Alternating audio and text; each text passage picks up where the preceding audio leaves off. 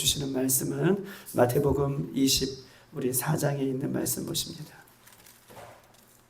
마태복음 28장입니다. 마태복음 28장 오늘 18절에서 우리 20절까지 있는 말씀입니다.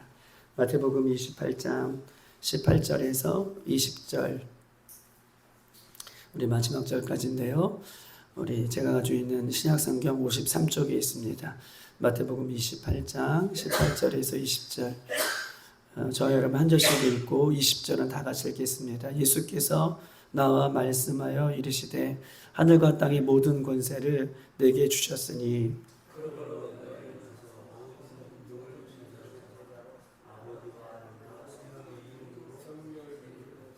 다 같이 내가 너희에게 분부한 모든 것을 가르쳐 지키게 하라. 볼지어다 내가 세상 끝날까지 너희와 항상 함께 있으리라 하시니라. 아멘.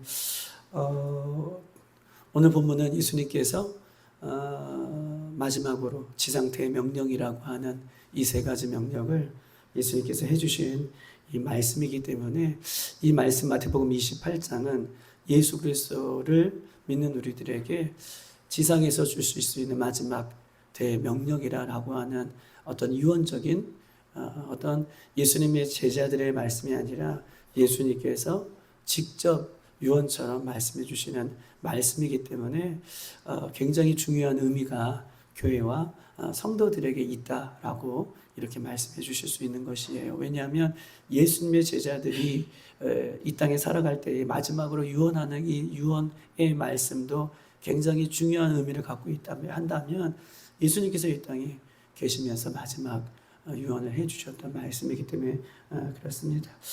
오늘날 한국교회와 또 많은 성도들이 나름대로의 성령을 능력을 잃어버리고 살고 있다라고 해도 과언이 아니죠. 교회와 성도들이. 왜냐하면 성도들의 삶이 참 변하지 않는 것 같습니다. 또한 여전히 죄 가운데 살면서 이것이 이 죄를 짓는 어떤 그런 모습들이 교회와 성도들에게 심각성으로 느껴지지 않는 것이죠. 죄를 지으면서도 내가 죄를 짓고 있구나라고 하는 어떤 심각성을 잃어버리고 있기 때문에 그렇습니다. 또한 교회와 성도들이 세상이 타락하는 것만큼 타락하고 있기 때문에 그래요. 변하지 않고 죄를 지으면서도 죄에 대한 심각성을 잃어버리고 세상이 타락했다라고 얘기하지만 교회와 성도들도 세상이 타락하는 것만큼 타락하고 있기 때문에 능력을 잃어버리고 살고 있다라고 해도 과언이 아닌 시대를 살고 있는 것입니다. 그러면 문제는 무엇인가? 어디서부터 잘못되었는가? 여기에 근본적인 원인을 둘 수 있고 그 원인을 잘 진단해야 우리가 다시 수정하여서 혹은 하나님께서 원하시는 방식으로 우리의 삶을 돌이켜서 우리는 다시 능력을 회복할 수 있고 다시 성도가 성도다운 또 삶을 살아갈 수밖에 없는 것이라고 이야기할 수 있는 것이에요. 그러면 원인이 무엇인가? 문제가 무엇인가에 대한 질문에 대한 답을 해줄 수 있어야지 우리는 그 답대로 우리가 하나님의 말씀을 쫓아갈 수 있다라고 이야기할 수 있는 것입니다.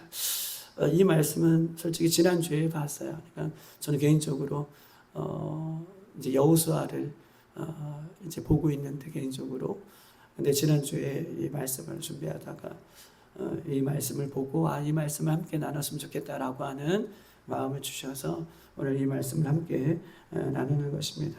오늘 이 마태복음 28장 18절에서 20절은 우리가 너무나 잘 알고 있는 말씀이에요. 왜냐하면 세상 끝날까지 너희와 함께 하시리라 라고 예수님께서 말씀해 주신 이 말씀이기도 하고 예수님께서 이 땅에서 이루시고자 하는 이 명령이 이 본문 속에 있기 때문에 그렇습니다. 오늘 본문에 보면 이렇게 써 있죠.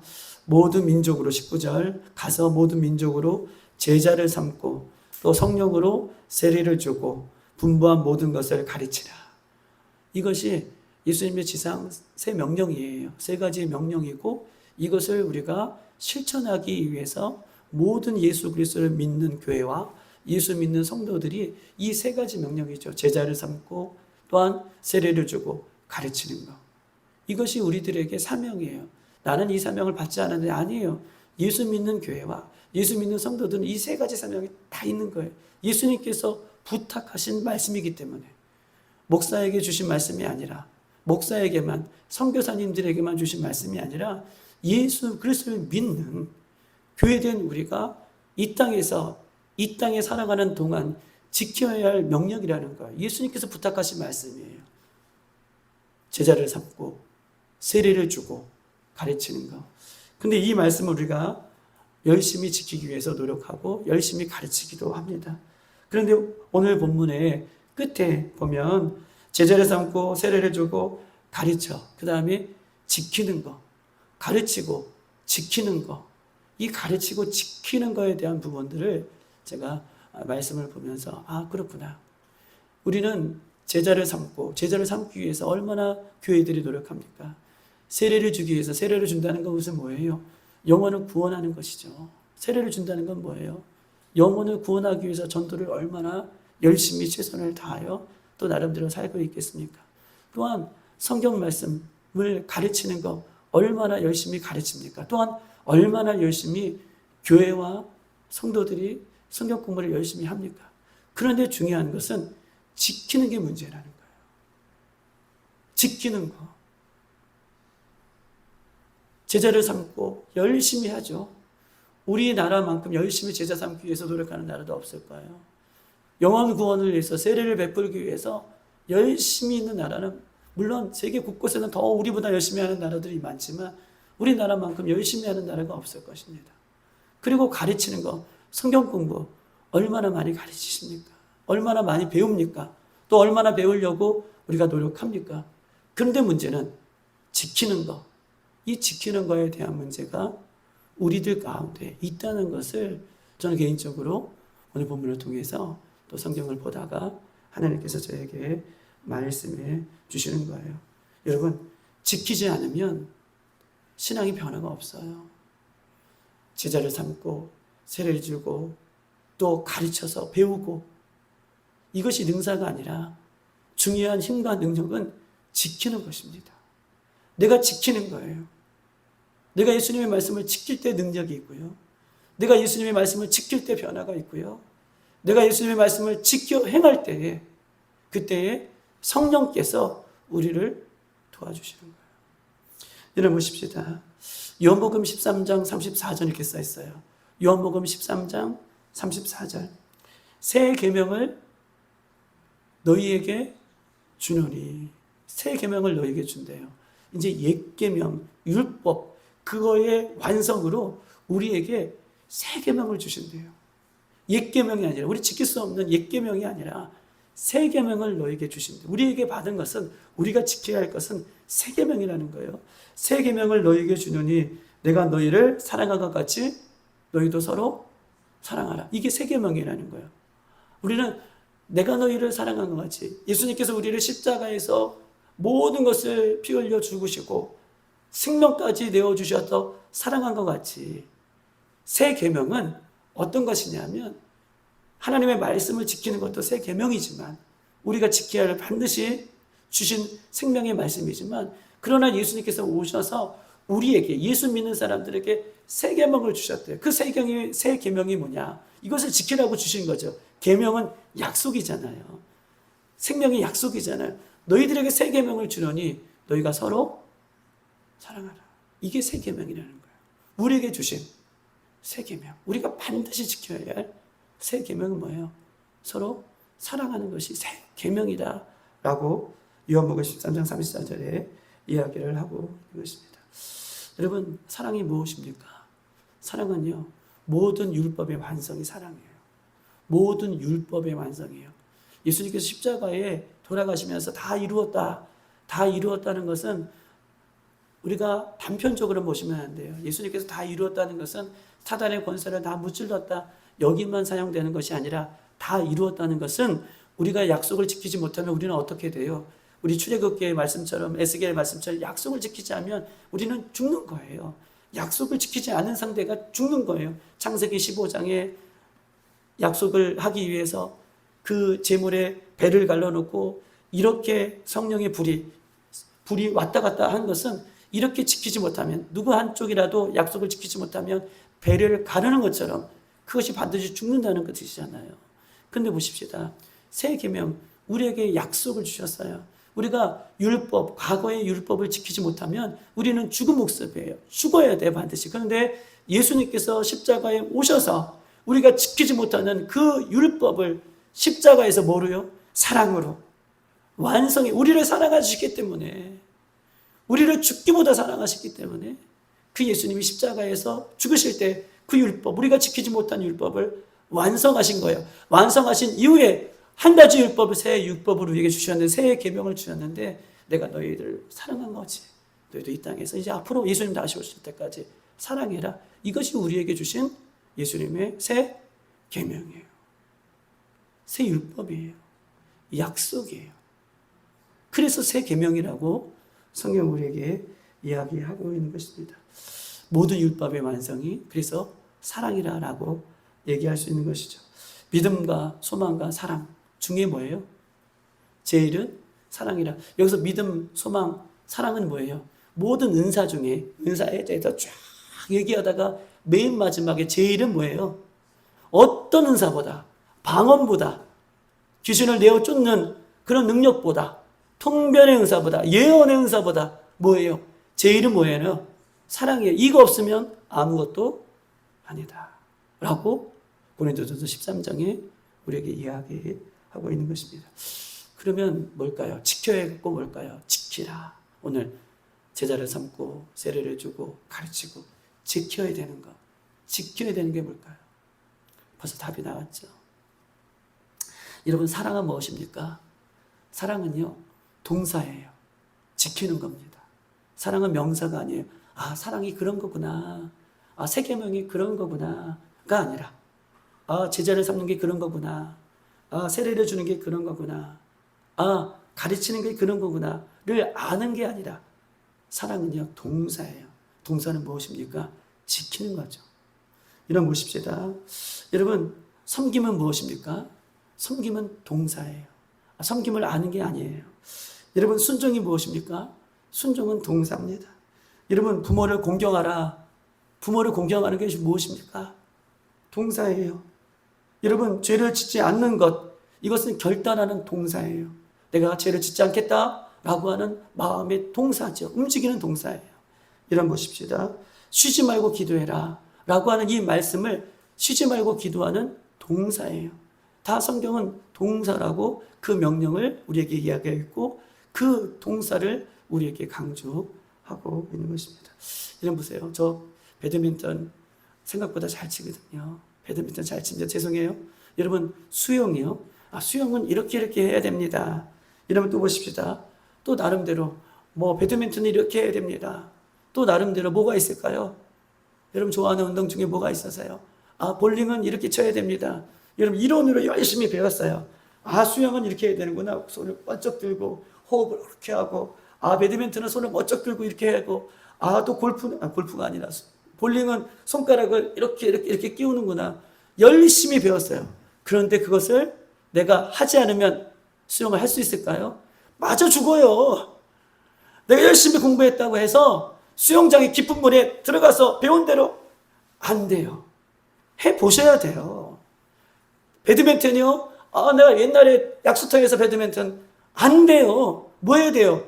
이론으로 배웠다고 해도 그것을 직접 해보셔야죠. 아, 볼링은 이렇게 치는구나 라고 배웠어요. 근데 막상 볼링공에 손가락을 왼손으로 집어넣으면 돼요, 안 돼요? 이렇게 막 집어넣으면 돼요, 안 돼요?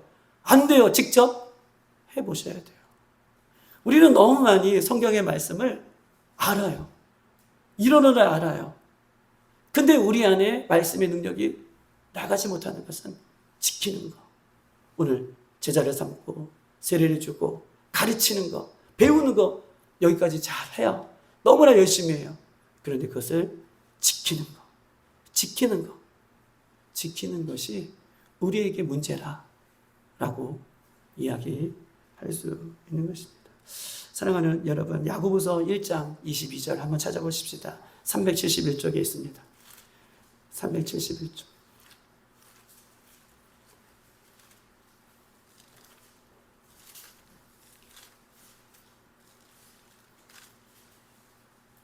22절부터 25절.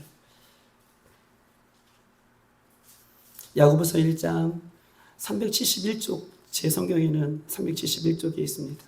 신약성경 1장 야고보서 22절부터 25절. 다 같이 한 목소리로 읽겠습니다. 천천히 시작. 너희는 말씀을 행하는 자가 되고 듣기만 하여 자신을 속이는 자가 되지 말라. 누구든지 말씀을 듣고 행하지 아니하면 그는 거울로 자기의 생긴 얼굴을 보는 사람과 같아서 제 자신을 보고 가서 그 모습이 어떠했는지를 곧 잊어버리거니와.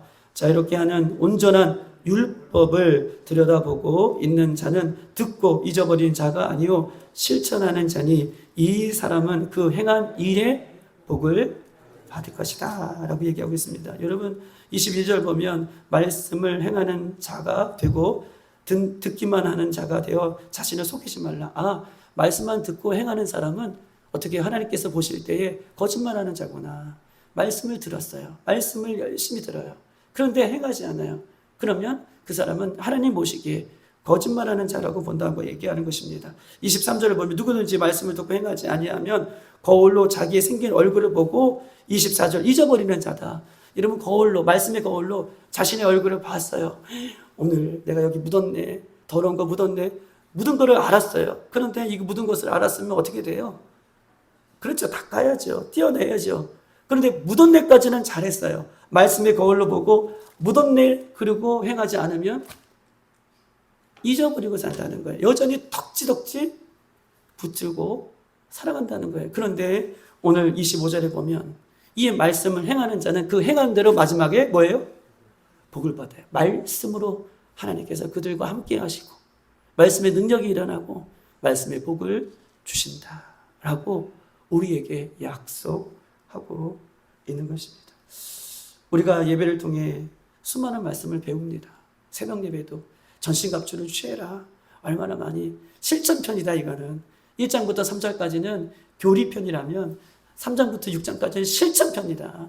전신갑주를 입어야 된다. 마귀의 관계를 이길 수 있다. 얼마나 많이 외쳤습니까? 새벽에 일어나자마자 여러분 오라 그랬어요? 다른 거 하지 말고 이빨 닦지 말고 새벽에 일어나자마자 머리부터 발끝까지 여러분 전신갑주 6개 다 외우고 계시잖아요. 그거를 정말 해보자. 말씀을 선포하며 해보자.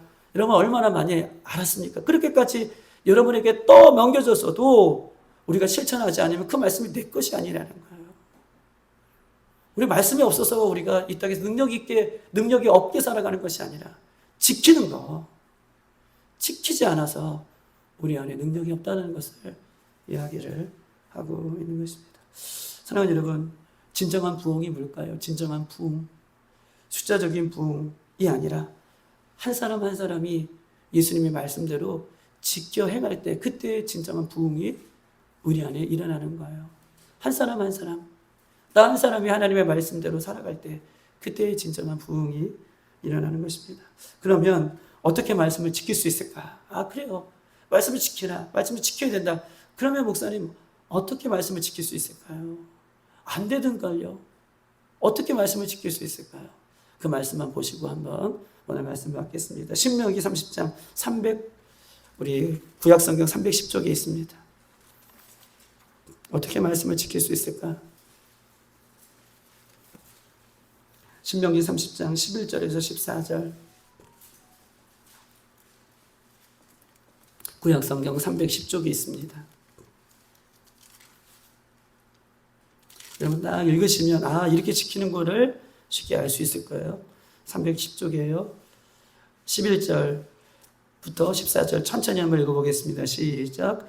내가 오늘 내게 명령한 이 명령은 내게 어려운 것이 아니요 먼 것도 아니라 12절 시작. 하늘에 있는 것이 아니니 내가 이르기를 누가 우리를 위하여 하늘에 올라가 그의 명령을 우리에게 가지고 와서 우리에게 들려 행하게 하려 할 것이 아니요 13절 시작. 이것이 바다 밖에 있는 것이 아니니 내가 이르기를 누가 우리를 위하여 바다를 건너가서 그의 명령을 우리에게 가지고 와서 우리에게 들려 행하게 하려 할 것이 아니라. 여러분 보세요. 여기까지 읽으면 이해되셨죠?